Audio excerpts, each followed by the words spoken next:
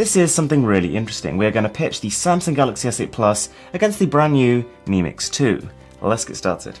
At their very core, the Mi Mix 2 and the Galaxy S8 Plus are two very different smartphones, created for two entirely different audiences, and these differences are going to come to the fore in a really interesting way when we compare the two phones directly. First things first, the Mix 2 is wider but shorter than the S8 Plus. And of course that's a bit of an odd combination, but the reason for it is the S8 Plus is just a longer phone. It has an 18.5:9 aspect ratio compared to the Mix 2's 18:9. And already we're starting to see a divergence. With these two different ratios, the phones feel completely different in the hand. Whereas the S8 Plus has a slightly more pebble-inspired design, it feels very smooth, all the edges curve very softly into the front of the phone, the Mi Mix 2 is a little bit harsher.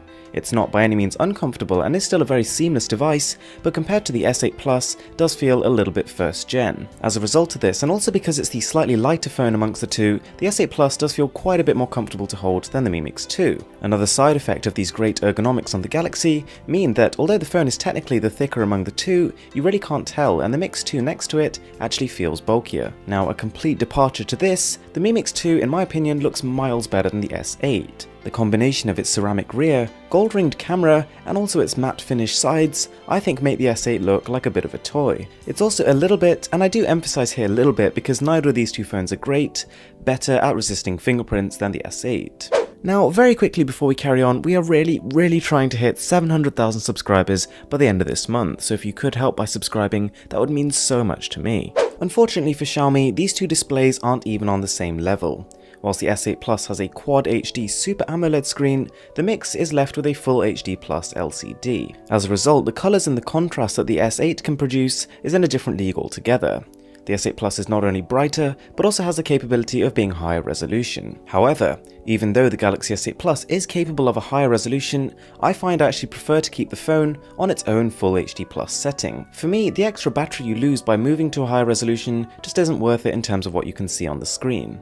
Also in favour of the Mi Mix 2, whilst the screen is smaller, its screen to body ratio is actually larger, which for a lot of users you're probably not going to tell much of a difference, but for the real tech heads among us, it's got that futuristic feeling to it. It really makes you feel like you're using the latest bit of gear. Both of these phones are top tier flagships, they are about as fast as each other, and to be honest the Mix 2's extra 2GB of RAM over the S8 Plus is not really noticeable at all. Even in extreme multitasking, both of them seem to keep open about the same number of apps, which is to be honest quite an interesting result, because I did notice when I was using the Note 8, which is kind of like the S8 Plus but with 2 extra gigs of RAM, I could definitely tell the difference. The Note 8 was better at multitasking than the S8, but unfortunately it seems like the MIUI software on the Mi Mix is just holding it back a little bit. Considering how similar the internals of the two phones are, it's quite surprising that the Mi Mix 2 benches a fair bit higher than the S8 Plus.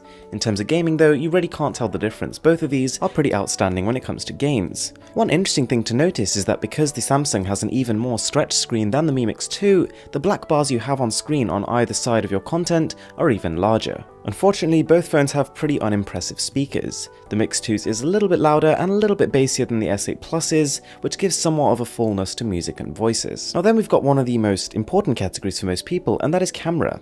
And the S8 Plus and Mix 2 both have 12 megapixel sensors, but the S8 Plus with an aperture of f1.7 can capture a fair bit more light than the Mix 2 with its f2.0. As the figures suggest, the phones capture a similar level of detail, but you will notice the Samsung, because of this larger aperture, can get much more of a bokeh effect. It blurs the background a lot more than the Mix 2 does. I also noticed the S8 Plus has a slightly faster shutter time and a slightly faster focus time. But this is far from a one-way battle. The Mix 2 benefits from a wider angle, so you can get more of the shot in from the same position. It's also got a better macro distance, so you can focus on objects that are closer to you, and not only that, but it also, in a lot of cases, captures better colour and contrast. In terms of video, both phones shoot in 4K resolution, and whilst I would side with the S8 Plus in terms of detail and general sharpness, I would go with the Mi Mix in terms of optical image stabilization. So then we've got battery life, and when the S8 Plus is on its full HD mode, as I normally leave it, they're pretty similar.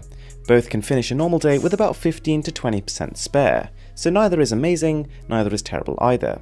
If I do turn the S8 Plus to its native resolution though, you will literally just about to be able to scrape a day of use. You've also probably noticed throughout this comparison that both phones have completely different user interfaces, and visually speaking, I slightly prefer TouchWiz on the Galaxy S8 Plus. Compared to stock Android, I'm not really a huge fan of either, but I just think that MIUI is a little bit too playful. Having said that, MIUI on the Mi Mix 2 feels like a lighter operating system. It feels less heavy on the phone's resources, and as a result, quite a bit more snappy and responsive. It's also got better customizability and more inbuilt theme options. A couple of other things we need to know about these phones. In terms of fingerprint scanners, the Galaxy S8 Plus one is more or less useless. I found that I've ended up sticking to a pattern on the phone just because the position is not only hard to reach, but also I keep ending up accidentally touching the camera. The Mi Mix 2 on the other hand is easy to feel for and also very fast. One potential sticking point with the Mi Mix though is that it doesn't support an SD card, whereas Samsung actually does.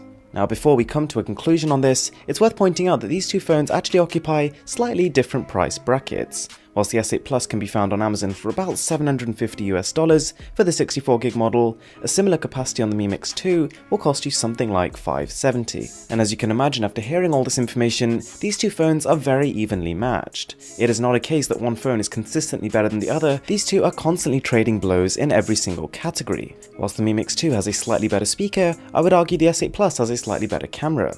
Whilst the Mi Mix 2 feels slightly faster, the S8 Plus has a better screen, but it's also more expensive. So whilst I can't say for certain which one of these phones is better than the other, if you are considering either of these phones, they are both great options.